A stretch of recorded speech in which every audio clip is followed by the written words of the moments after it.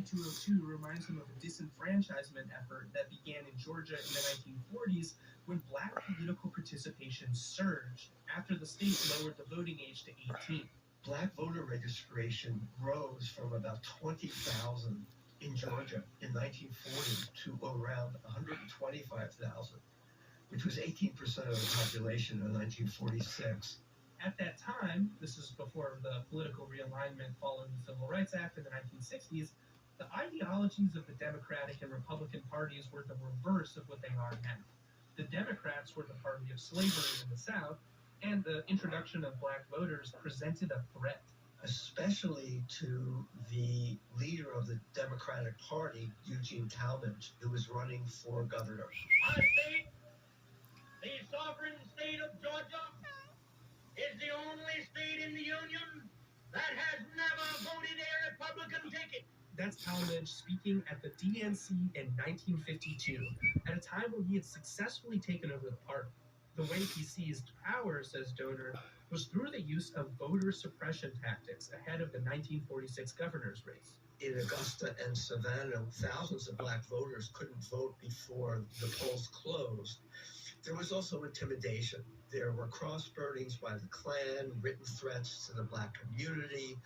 All of this is well documented, but the main thing that he did was mass purging. Shortly before the 1946 primaries, Talmadge launched a broad campaign to challenge and disqualify black voters. Writing in a political newspaper, The Statesman, Talmadge wrote, quote, "If the white citizens of the state of Georgia will wake up, they can disqualify and mark off the voters list 3/4 of the Negro vote in this state," end quote. His campaign sent out thousands of forms to their supporters featuring a blank space where they could write in the name of a voter whose eligibility they wanted to challenge, along with justification for the challenge.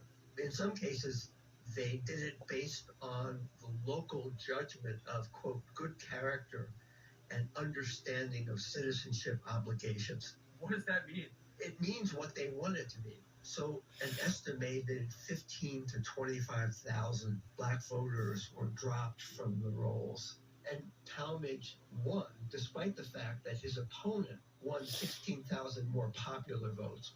The long shadow of this history is in the minds of voters and organizers who, despite the obstacles, have helped drive historic turnout during early voting in Georgia this year. I'm angry. Major Gamaliel Warren Turner Sr. I am angry, but I know what's happening.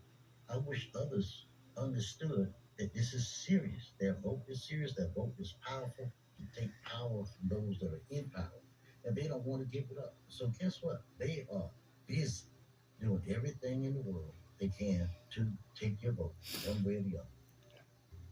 Coming up, Micah meets a conservative elections director going head-to-head with the big lie in Georgia. These people want a revolution, but they want me to break the law to cause their revolution. This is On the Media. On the Media is supported by Indeed, committed to helping businesses hire quality candidates. Indeed's Instant Match searches through millions of resumes to deliver candidates who fit the job description. More at Indeed.com/credit. And by Safa, offering 7 different types of handcrafted mattresses, including delivery, setup, and old mattress removal. More at SAATVA.com. When people think of Christine Baranski, they think of sophistication, and that's no accident. When I got to Juilliard, I kind of sounded like a girl from the Midwest with a very nasal voice. I hardly sounded like this. The Good Fight actor on her rise to the top of the call sheet. Next time on It's Been a Minute from NPR. This morning at 7 on the Ideas Network.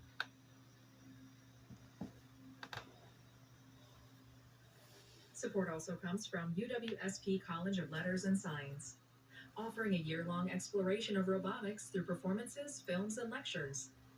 Details are at uwsp.edu/whenrobotsrule.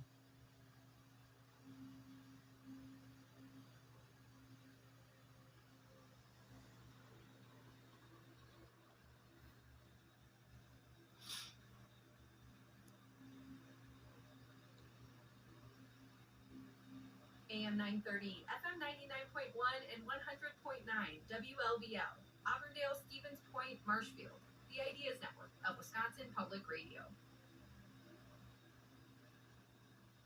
This is On the Media. I'm Brooke Gladstone. And I'm Michael Owen.